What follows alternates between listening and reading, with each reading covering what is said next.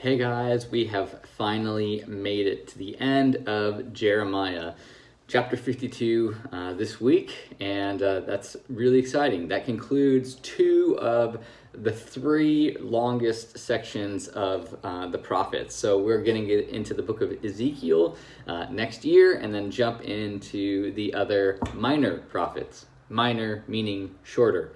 And so we've hit two of the three books just in 1 year. So obviously Isaiah and Jeremiah have a lot to say to us. One more big book in Ezekiel, and then we'll jump in. This is a really interesting way to end this book. Jeremiah chapter 52 is actually almost word for word the exact same passage as we find in 2 Kings chapter 25, verses 20 to 30. It seems really out of place in the book of Jeremiah. If you read the chapter, it is kind of going backwards in time again and recalling the fall of Jerusalem to the Babylonians, to Nebuchadnezzar. It talks about how the Babylonians came in and invaded and killed people, exiled people, burned down the temple, took all of its stuff out of its treasury. Gouged out King Zedekiah's eyes, and then took him back as a captive to Babylon. And so there's this really strange thing about why does Jeremiah end this way? And the thing that's really interesting is because this is from 2 Kings chapter 25, the person who was compiling these documents later on down the road in history thought that this was a natural conclusion. Why? Well, this little graphic from the Bible Project sums it up pretty well.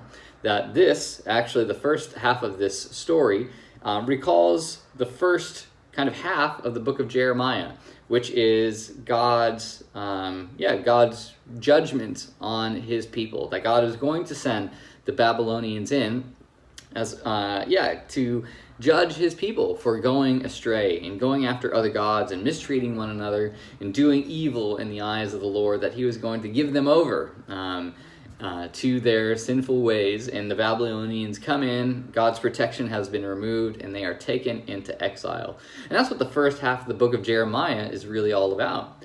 But then, strangely enough, we have this little picture at the end of this chapter about Zedekiah's son, Jehoiakim, who is released from captivity and gets to live out his days in Babylon. Still in exile, but he's free.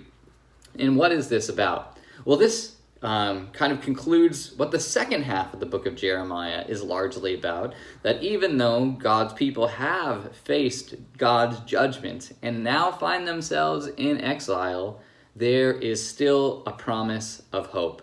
There's still hope. That even despite our sinfulness, our evil behavior, our turning away from God, God has given us over to exile, but he hasn't completely abandoned us. He will restore us once again. And Jehoiakim is really interesting because he is in the line of David. He's one of David's great-great-grandsons. And we are told all throughout the prophetic books that one from the line of David will be preserved. That though God's people have gone into exile, though they have turned away from him, though God has judged them, he's not done with them. He will preserve them and bring them back. And one from David's line will eventually become the one who is going to restore not just Israel, but all of humanity back to rights with God again. And so Jehoiakim is an example of this. He is of David's line. He is a kingly line. And eventually, we see his name come up elsewhere in the Gospel of Matthew, when Matthew is explaining the genealogy of Jesus, who Jesus' human descendants were, and Jehoiakim's name is one of those descendants. And so the fact that he is free and out of prison and able to live and dine at the king's table is this little sliver of hope that despite what we have done, God's plan is still continuing.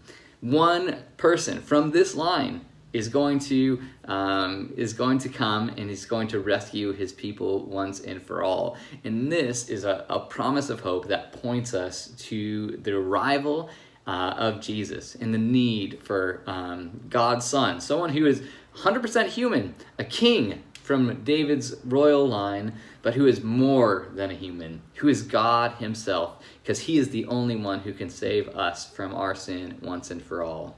And so this is how the book of Jeremiah ends. A reminder that God's judgment did come true. It did happen. The things that God said were going to take place, took place. But even then, even despite our sin, there is this promise of hope. And so that concludes our study through Jeremiah, and we'll get into Lamentations, Ezekiel, and the other minor prophets next year. I hope you can stick around, and I hope this has been an encouraging year for you. So thanks a lot, and we'll see you later. Bye.